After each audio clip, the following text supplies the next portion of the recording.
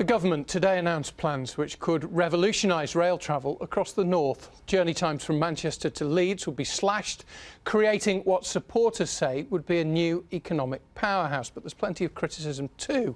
The Institute of Economic Affairs describing it as little more than a costly vanity project.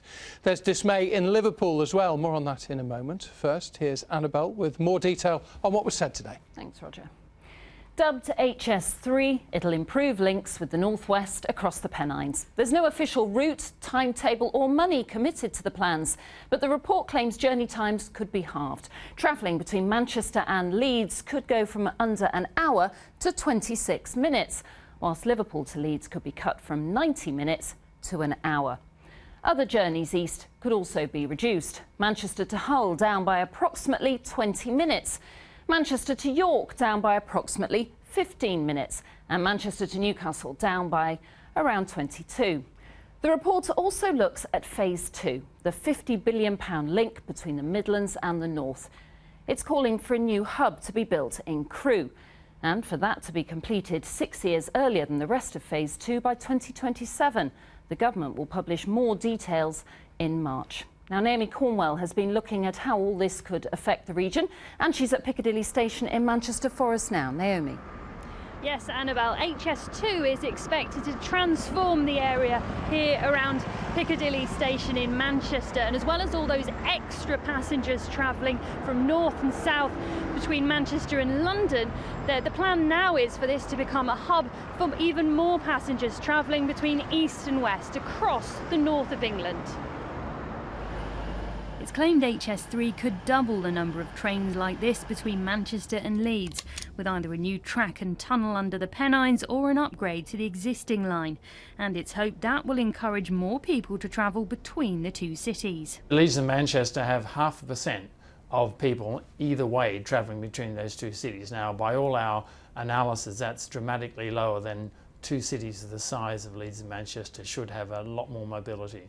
It's quite overcrowded, not always got the right number of carriages on. Anything that cuts my commute is obviously a benefit to me. I can never get a seat on this route coming across from Huddersfield to Leeds, so I think we do need to increase capacity, definitely. In Manchester, the hope is that it will bring new workers with new skills.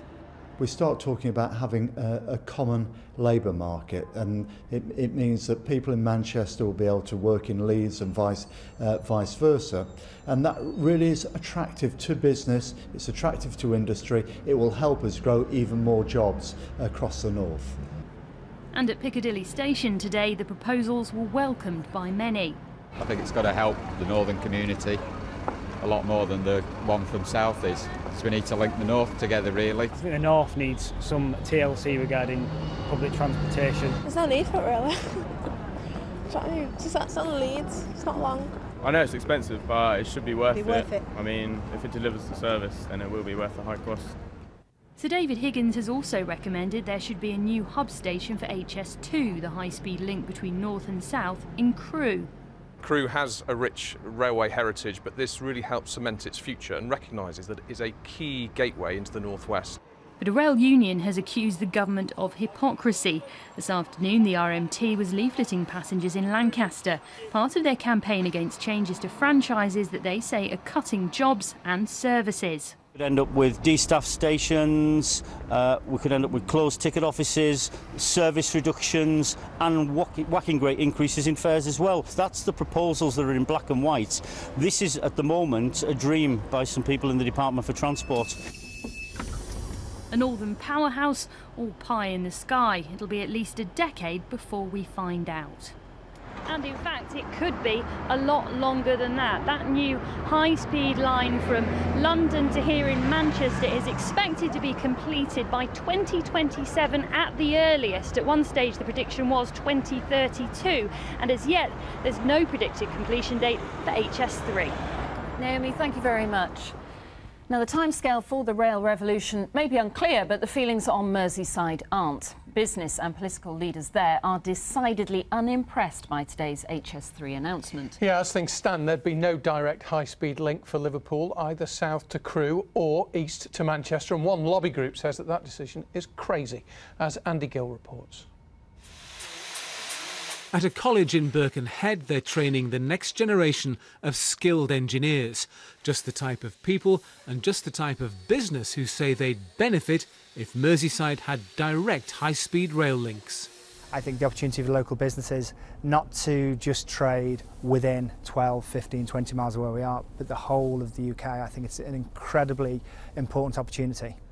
The line between here and Manchester is being electrified, but as things stand now, Liverpool won't be directly connected to high-speed lines. Campaigners pushing for HS links south and east of Merseyside say today's announcement is baffling. It's a double whammy for Liverpool. Not only is it not on the high-speed route HS2, but it won't even be on the map of the high-speed network in the north, which is a crazy situation. The campaigners say there are just over 1 million journeys between Leeds and Manchester every year, but there are 2 million between Liverpool and Manchester, evidence, they say, of why Liverpool needs connecting. Months of behind-the-scenes lobbying by local councils, local businesses and Merseytravel appears to have made no difference to the government's view on whether Liverpool should get a high-speed link to Crewe. Today's recommendations would mean Liverpool missing out on a high-speed link to Manchester as well, which raises the question, where does Liverpool's rail campaign go from here? Liverpool's mayor says the city must keep putting the case to government. And I'm still adamant that you know, it's important not only for Liverpool but the whole city region here and for the North West and for the UK to have a better connected Liverpool. Passengers here also think they're getting a raw deal. Well, I think it's rubbish. I think we should have one to Liverpool. Just seems silly stopping at Manchester. Expect more on the fight for the high-speed link in coming weeks. Andy Gill, BBC North West Tonight, Liverpool. Well, as we mentioned earlier, the Institute of Economic Affairs has said that the HS3 plans are little more than a costly vanity project. That's a point I put earlier to the Liberal Democrat Transport Minister, Baroness Kramer. I think it's nonsense. This is an important project, HS3. Look, it's absolutely critical. We need good connections. You know, Manchester Leeds, Manchester Sheffield, Manchester Liverpool, Manchester Hull. I mean, it is absolutely important that we link up the great cities of the Midlands and the North so that they can be the economic powerhouses that we need for our economy. If you need to link all those cities up then, you mentioned Liverpool. Why haven't you included Liverpool in HS3? Well, Sir David Higgins was just giving his preliminary view. We're going to Transport for the North, an organisation that will represent the local authorities and the other stakeholders. They'll be working with the department to come up with a coherent plan by next March. And that's going to be crucially important because it's local people and the local stakeholders who understand much better what is needed and how it needs to be done than Whitehall frankly ever can. So Liverpool in that case shouldn't despair at this point? Look, Liverpool's absolutely crucial. I mean, when you think of the role that it plays as a port and its need for connectivity, and we're very conscious of all of that, but we're absolutely committed to it. That investment has to happen and we need the transport connection. How much is it going to cost? We don't know what the envelope of cost is going to be. So how can you be committed to something when you don't know how much it's going to cost? Excuse me for interrupting. Because you know when it's not an option not to do it. It could cost as much as £175 million per mile, according to some estimates. What about the argument of making better connectivity around the region? Well, I think we need both local connectivity and regional connectivity. The two have to go together.